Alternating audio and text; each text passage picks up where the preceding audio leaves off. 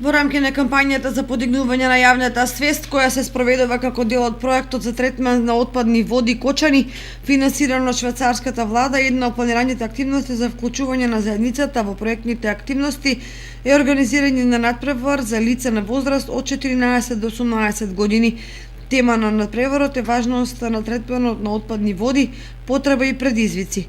Право на учество имаат ученици средношколци на возраст од 14 до 18 години. Учениците ќе работат во тимови. Презентацијата треба да се содржи од најмногу 20 слајда и при устно презентирање да не трае повеќе од 15 минути. Видеото треба да биде со време трајање од најмногу 15 минути.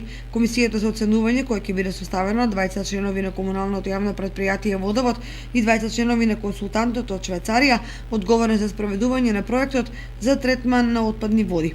Најуспешните тимови ќе ги презентираат своите дела на настано за прославување на Интернационалниот ден на водите и 50 годишнината од основањето на комуналното јавно предпријатие Водовод Кочани, што ќе се одржи на 22 март. Тројца ученици од најдобро рангираниот тим ќе бидат наградени со по еден таблет или смарт watch, паметен часовник.